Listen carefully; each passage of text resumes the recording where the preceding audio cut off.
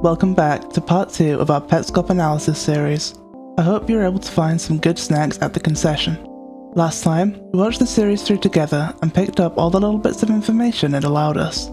Today on the Panopticon Theatre, as we continue our dive into this mysterious series, we'll be going through each individual major character and working out their place in the story and what may have happened to each of them.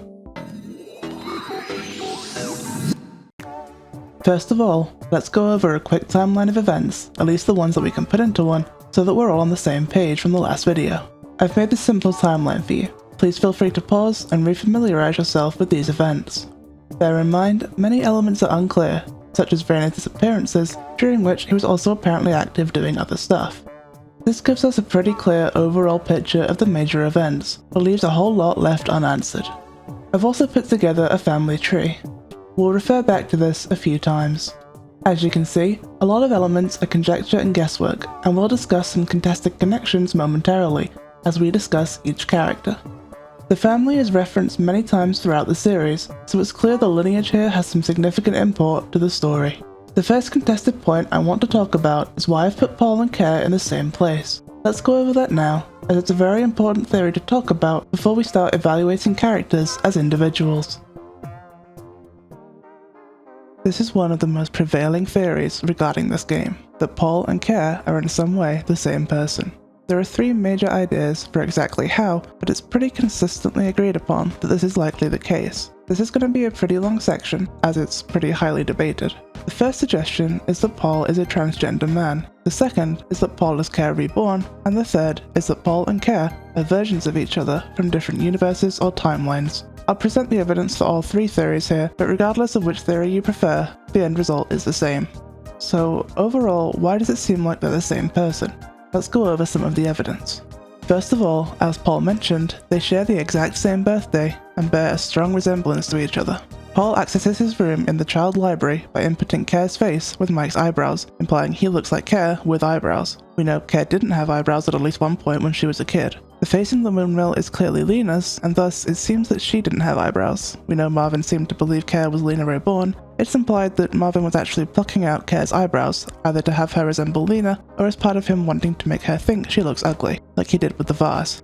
Specifically towards the transgender and rebirth theories, if this was the case, then Paul's face being Care's with eyebrows makes sense, as his eyebrows would have grown back over time. Also, with regards to the child library rooms, the red vase casket was in Paul's room. This is obviously an item tied heavily to Care's backstory, and the source of a large amount of trauma for her. So why was it in Paul's room, and why did he have such a reaction to it when he saw it? He obviously seems to recognize it. Likewise, he seems to have pretty strong reactions to all the caskets, which again is odd, as without any context they don't seem like much. Also, although the caskets are associated with Care, they are all red, which is Paul's color. Color theory is pretty important in this series, so it can't be discarded. Speaking of color theory, remember in the last video I pointed out the colors of the eggs? The egg created from Care going through the machine contains both Care's color, yellow, and Paul's color, red. To tie to the transgender theory, the word egg is also slang for a trans person who hasn't realized that they're trans yet. Furthermore, if we consider that Paul's name is very likely Paul Leskovitz, that means that Paul has Care's mother's maiden name as a surname. Now this does mean he could be a cousin, but the only other confirmed Leskovitz is Lina, and she would have disappeared before Paul was born. We'll talk about him being called her son later, but to clear it up now, I'm pretty sure it's not meant to mean Paul is Lina's biological son. I'll be talking more about this when we get to Lina's section. Jill could also be a Leskovitz, but with the way Paul refers to her, it doesn't really sound like she's his mother, and if he were a cousin, he'd have probably been mentioned in Raina's spell. We know that Anna and Marvin divorced, so saying that Paul could be Anna's child and have taken her maiden name is possible. Care is never mentioned to have a brother. In fact, Paul is literally never mentioned in the timeline up until about the year 2000, and seeing as they share the same birthday, they would have been twins. I'd be pretty shocked if it was intended to be the case, and Paul was just for some reason never mentioned. Also, specifically for the trans and rebirth theories, Paul would have transitioned or been reborn well after his parents' divorce in the timeline. It wouldn't be a shock for him to decide to use his mother's maiden surname instead of his dad's, especially considering what type of man we know Marvin to be. Additionally, regarding names, there are a few connected names across the series, and Paul and Care share a name connection in that their names both bear light association to the ideas of caskets. A pallbearer is a person who carries a coffin or a casket at a funeral, and Paul's name in the phonetic system reads as Paul, as they are pronounced the same. The name Carrie ties in, as obviously in the word carry. This is slight conjecture, but there's also the fact that when Marvin says he was coming for Paul and Paul was distressed, Paul types the phonetic da before being stopped. I really can't think of anything that might be, aside from dad. Additionally, there's the voice sounds when using the phonetic input to speak, as seen in the sound test. Belle and Marvin have message sounds which their characters use when speaking, and the third sound is care message, which Paul uses when speaking. Care is furthermore never mentioned after about 1997. There's nothing to imply she died, or that people are looking for her, or that she's contactable about any of this, or that she still exists at all, unless she's become Paul. Paul instinctively seems to refer to her in the past tense, then self-corrects to present. The one thing that was throwing me on this theory was the fact that Paul doesn't seem to remember any of this. He doesn't remember Care going missing, for example. If Paul was Care, I wasn't sure why he'd say that, but when I thought about it a little more, I realized this is something that's actually pretty common with people who've gone through trauma, completely blocking out and forgetting the memories of what happened.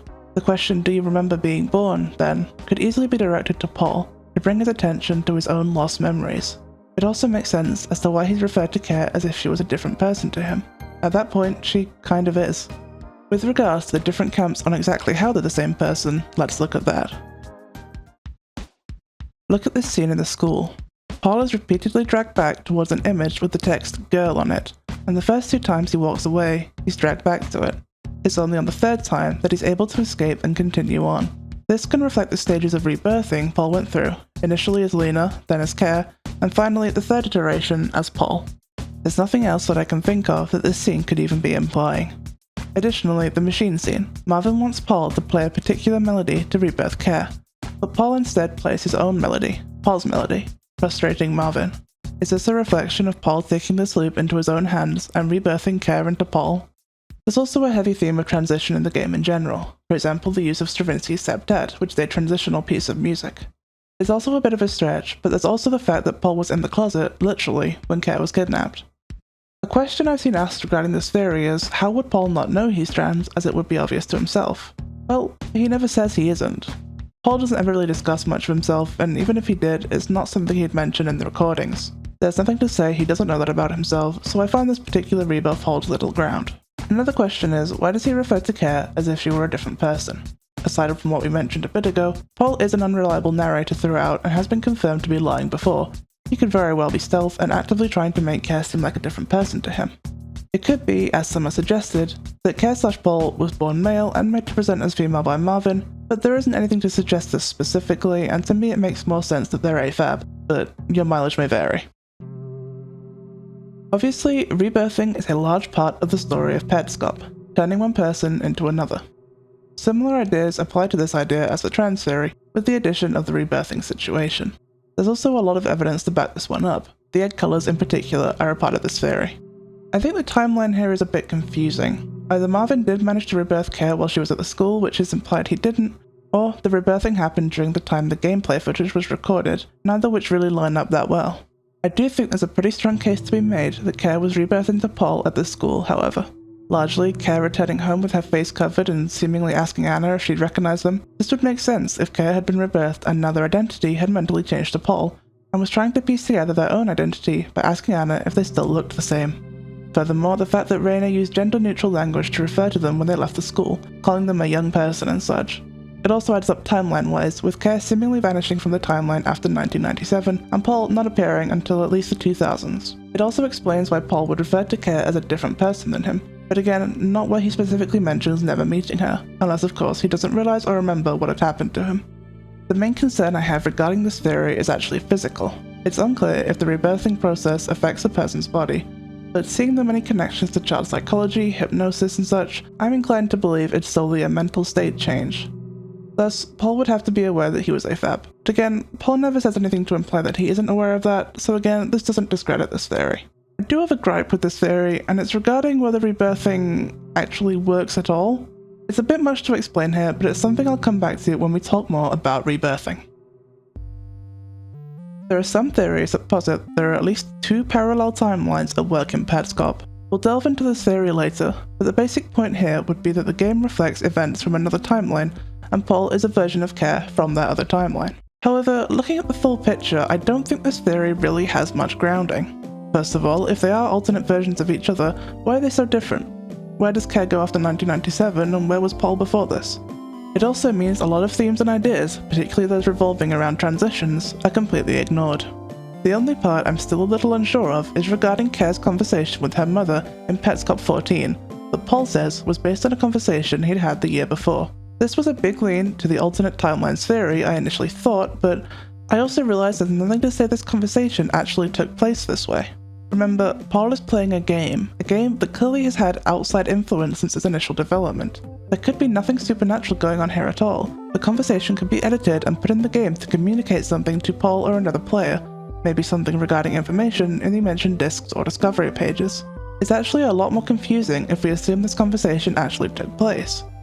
However, this is the one point I think adds slightly more to the timelines theory, so I'll give you that one. But personally, while I do think there's something to be discussed regarding parallel timelines that we'll come back to later, I don't particularly agree with this particular element. You're free to disagree, of course. If you have more grounding to this theory, let me know in the comments. So overall, I think there's a ton of weight to the Paul as Care theory, to the point where I'm pretty much tempted to say it's basically canon. I won't say that outright, but a lot of what I talk about going forward will assume that this theory is applied. Now, let's talk about the two as individuals. Shockingly, Care is actually the easiest character to talk about, since out of everyone, she has the easiest and clearest to place story, at least up until a certain point. She is signified with yellow. Care, or Carrie Mark, is the child of Marvin and Anna.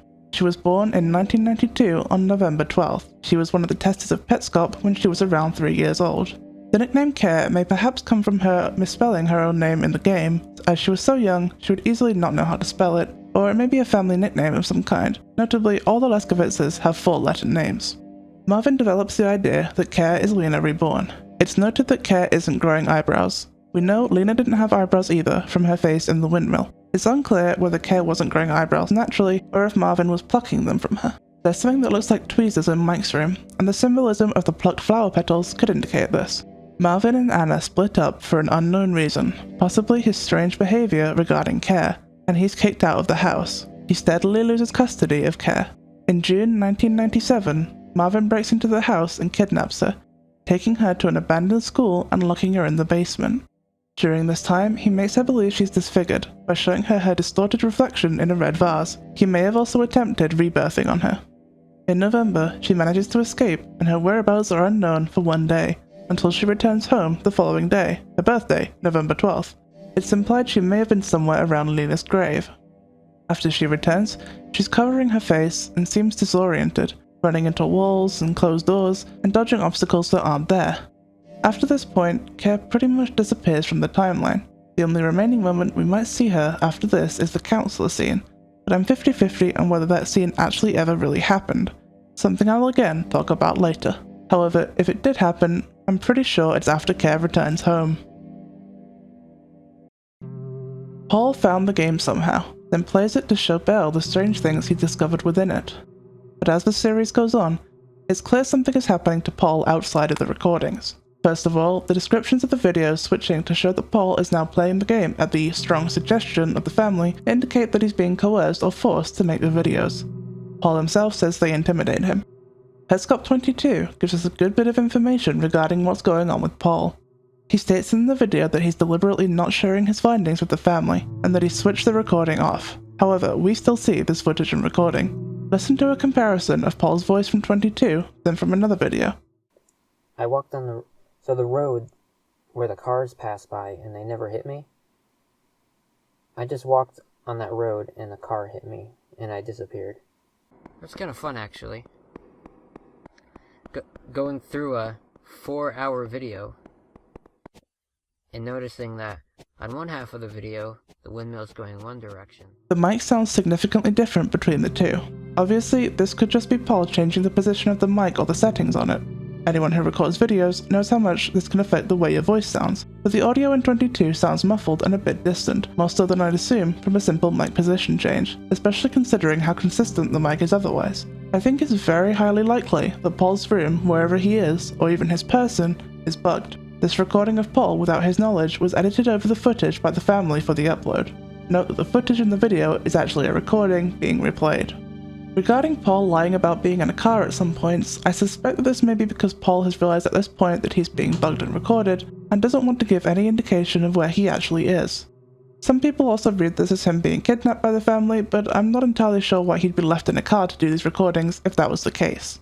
I think that up until Petscop 6, Paul was not in contact with the family, but after that point, they've taken a level of control over the uploads that slowly increases over time. The footage of 22 was recorded at the same time as Petscop 10, which is likely the point the family took full control of the recordings and possibly of Paul himself. The ghost room sequence suggests to me that Paul may have been brought to a new location to live, mainly due to the many similar rooms seen when Marvin asked him to choose which room he's in. It almost reads like cells to me, a bunch of similar rooms in which we know at least 2 have secret entrances from outside. I also wonder if the ongoing bit about Paul's character not being able to open doors is an implication of this, but that's a little bit of conjecture. As for what happens to Paul when Marvin comes to his room, it's hard to say exactly what happened there, but I wonder if it was Marvin trying to hurt Paul to force and coerce him to go through with the rebirthing into care in the game. Paul's exact situation is very unclear, but hopefully the ending of the soundtrack video indicates to us that he's now a bit more free to investigate the situation more privately with Belle, without the influence of the family, and I think the best we can hope for him is privacy. Raina being Daniel is one of those theories that's basically considered fact, and I'm going forward with the assumption that it's true. Otherwise, Daniel is just kind of nobody. It's established that Michael and Raina are brothers or half-brothers, based on Ronith's and Care A's descriptions, and are cousins of Care. As you can see on the family tree, I've placed them as children of Jill, since that's the only other aunt or uncle of Care we know of, but they may be the children of an unnamed family member. Raina is the older brother. Raina either doesn't have an associated color, or it's the standard text colors white and black. Raina began working on developing Petscop before 1995, then something happened to Mike that killed him. I'll go over some thoughts I have on that in a second, but I believe Marvin was likely involved in his death. Raina began digging into Marvin's history and uncovered the disappearance of Lina, and he began adding content to the game around 1996, turning it into essentially a big call-out of Marvin's actions. He gifted that version of the game to the family in 1997. He bought another copy of the game to them in Christmas 2000 after what I suspect was Belle's rebirthing attempt, which we'll discuss later. He is then implied to have killed himself in the bathroom. Can I use your bathroom? Check your bathroom now. Plus one of the songs in the soundtrack being named Bathroom Tomb. There's implications that suggest Raina was working with Marvin, at least to an extent. Firstly, he's got way too much knowledge about events that occurred, particularly around Care's kidnapping. Remember, he made the game, so everything he put in the game must be something he knows. Some information could be considered conjecture or dramatization on his part, such as the "you're in the bathtub thinking about her" line. I doubt he was hanging out with Uncle Marv in the bath, but some things can't be explained that way. For example, look at Care B's description. Care B is scared and pounding on the door. I open it. It's so dark that I can't see her. So I pull her out and the light hits her face. This heavily implies that Raina was the one to free her from the school. Care B within the game specifically only exists within the school. She entered as Care A and left as NLM, so this must be during the time that she was in the school.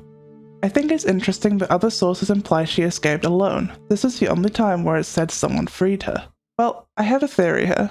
I think Raina was likely coerced in some way into working with Marvin. He initially began working on Petscop as just a normal game, but somehow Marvin got him to work with him on his rebirthing project. I suspect it may be something to do with Mike's death, but we'll come back to that. It seems Raina was at least a part of Belle's rebirthing attempt, going off the text directed to her in episode 12. The fact that he says he played the music wrong stands out to me. It corroborates my thoughts that Raina was working with Marvin against his will. We see Paul play the wrong song at the end, going against Marvin. Perhaps it's a similar situation here. The "and now I'm gone" line may line up with one of Raina's disappearances, perhaps having to escape Marvin after playing it wrong and being part of why the rebirthing failed. If he was subtly working against Marvin, then that would explain why he let Care free. I think if we look at it as Marvin coercing him into working with him, then his suicide makes a lot of sense. Imagine the guilt he would have felt if he was forced into essentially abusing at least one child. Fuck you all, and fuck me as well. Raina's connection to, interest in, and knowledge of Lina is a little unclear, but it may just be another extension of his accusatory direction towards Marvin. Now, on to Mike. Michael Hammond lived from 1988 to 1995, according to his in-game tombstone. It's implied heavily that Marvin had something to do with Mike's death, or at least Raina thinks he does. It's also heavily implied that it had something to do with a car accident. He seems to be signified by the color pink. In the Book of Baby Names, Mike's associated word is painter. Tonus description indicates that a painting puzzle would have been required to capture it. Mike also starts one of his tests in a room with an easel, which in later generations of the game becomes inaccessible, so we can connect Mike to the Tonus pad. Ronith and Tonus descriptions both imply Ronith was hit by a car or has some association to car accidents, supported by the broken leg, which notably was not broken in the earliest version of its design. What exactly happened is unclear, but it's interesting to me that the only car that ever hits Paul whilst he's in the shadow monster state is the same colour as the one in the garage of the house, meaning it's likely Anna's car, and Marvin could have been driving it. Remember, Raina made the game for Marvin, so that specific car hitting the player could be Raina telling Marvin that he knows he hit Mike with his car. There's a possibility that Mike was an early attempt at rebirthing, which may be how Marvin was able to force Raina to work with him. There's little evidence to directly support this, so let me know if you think otherwise. My personal opinion on the timeline of Mike's situation is this. Mike was brought by Marvin to the old school to attempt rebirthing on him, which turned him into Mike B, or rather in Mike's words, a shadow monster man. Those words are pretty childish and can be attributed to Mike perhaps. After all, the school basement is downstairs and to the right. I turned the right and became a shadow monster man. Then, once he escaped, Marvin tried to chase him down in his or Anna's car, hitting him with it, either accidentally or purposefully. This killed him, and Marvin hid and buried the body, which is why nobody was able to find him. Notably, the birthday note at the end of the Book of Baby Names could very well be from after Mike died or went missing. If so, it wouldn't be the first time somebody held a birthday celebration for somebody missing and presumed dead, as we'll discuss later. Please share your opinion on this if you have other ideas on Mike's situation. There's very little to tell us what happened to him, so I'd love to hear other thoughts on it. Notably, there are 3 eggs in the game.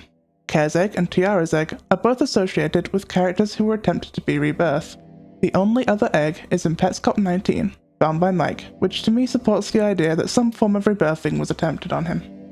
On Ronith, whilst many pets have direct parallels to real-life people, it's unclear exactly who Ronith represents. Some have suggested it represents Raina, but then baby half-brother wouldn't make sense. I do have a suggestion. Ronith's appearance and name seem to be amalgamations of various other pets. I wonder if Ronith is meant to represent Mike after going through the rebirthing process or becoming Mike B. He's a different person now, mixed up with ideas of other people, and he's learnt from his own mistakes. I'm not 100% sold on this, as him learning from his own mistakes wouldn't make sense unless it's about him after his own death. It's just a guess though. Really, when it comes to Mike, there's not a lot to go off. The only other note is regarding Anna's gift for him, the black box mentioned at the end of her letter, which Care apparently helped pick out. Some suggest it could be his dead dog. Marvin is signified by the color green. In 1977, Marvin Mark and his friends, 2 sisters named Anna and Lina Leskovitz, were at a windmill. Something happened that caused Lina and the windmill to disappear. Allegedly, Marvin tries to lure Lina back home by throwing her a birthday party, but is unsuccessful. It does seem to imply he thinks she's still alive or out there in some way. Raina counters this, believing Marvin knows where Lina's grave is, though he doesn't seem to know what actually happened to her. Marvin married Anna sometime later, and they had a child, Carrie Mark. You know the story from here. Marvin is obsessed with the idea of bringing Lina back via the vessel of his child, who he seems to believe is Lina reborn. He's come up with this idea of rebirthing, and what that is we'll discuss in another video. Either way, he essentially torments his child and possibly other children in his attempts to mold them into the shape he desires. The "here I come" scene implies he's still alive and may have some real-world access to Paul's location, but what happened during that scene is very unclear. It's assumed he at least tried to break into Paul's current room, but as for why and whether he succeeded, we don't know. Beyond that, there's actually not much additional comments I feel the need to make about Marvin here. He's pretty self-explanatory, honestly.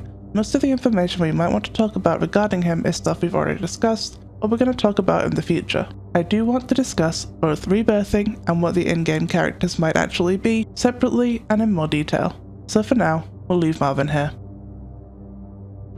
Belle is Paul's friend, who we see him talk to on the phone a lot, and who he is initially showing the game to.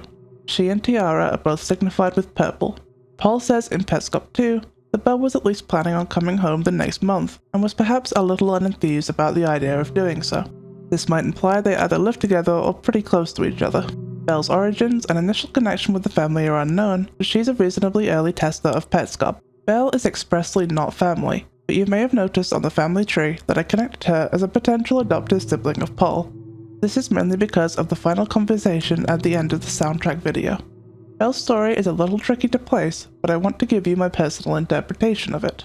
Belle was adopted by a Leskovitz family member as she's given the surname in the new live letter.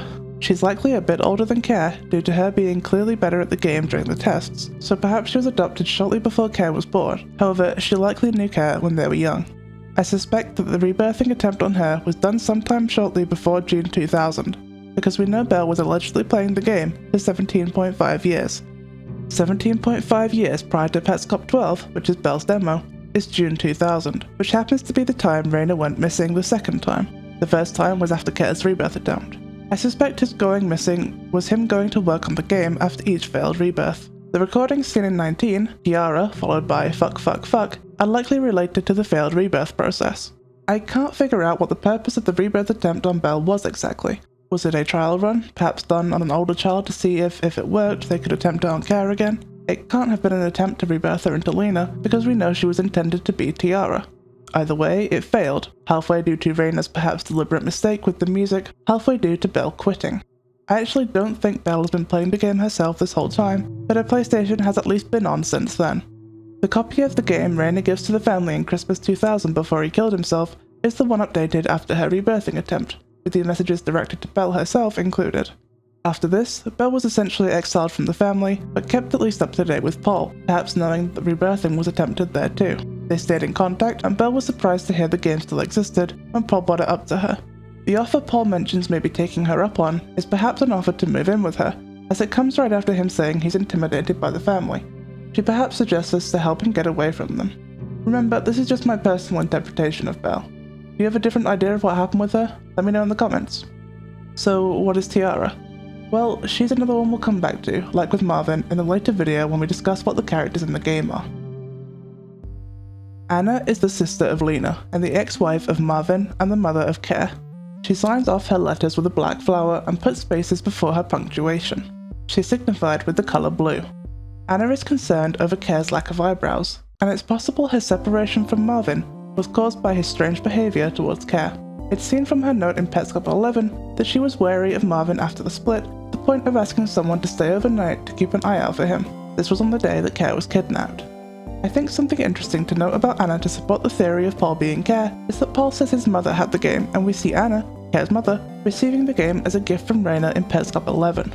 Some people suggest that Anna was working with Marvin to rebirth Lina, but I personally don't see how this can be true. First of all, they're clearly separated and living apart, to the point of having a custody agreement regarding Care, which indicates to me that they intended to stay apart. There's also the whole thing of Anna urgently wanting the stencils Marvin left painted over, and the fact that she was worried about him coming back in Petscop 11. None of that indicates at all that they are working together. Anna's note at the end implies she might also think Lina's still alive, and considering she was there when she disappeared and to me seems at least a little more well-adjusted than Marvin, lends some weight to the idea that Lina might not actually be dead. We'll talk more on that later. Otherwise, that's all we really have on Anna. Jill is a conundrum.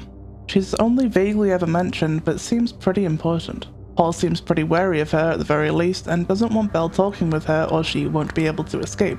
In terms of her family relation, she could either be the sister of Anna and Lina, or of Marvin.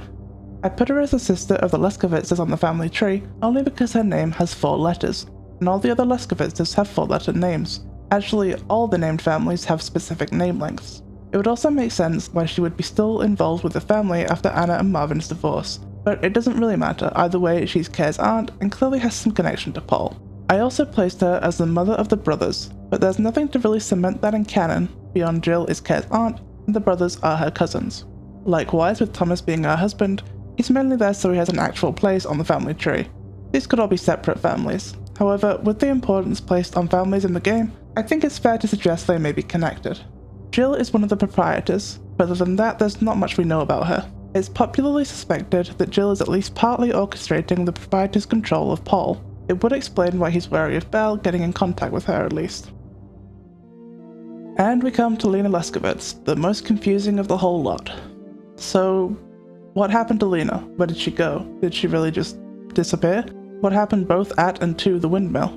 Why did Tiara refer to Paul as her son, and how could she have driven them anywhere if she was gone? Well, I think that's a topic that's too long to really discuss in this video. I want to devote the time to properly analysing Lina, So we're gonna look deeper into her mystery in an upcoming video in the series, when we also discuss Tiara, Marvin, and more character-based enigmas. And that's all the characters. Well, aside from Thomas. I'm not analysing Thomas. I can make assumptions from very little groundwork, but I think a single name is too little even for me. So, what do you think? Do you agree with my analyses, or did you interpret these characters differently? I'd love to hear your thoughts in the comments.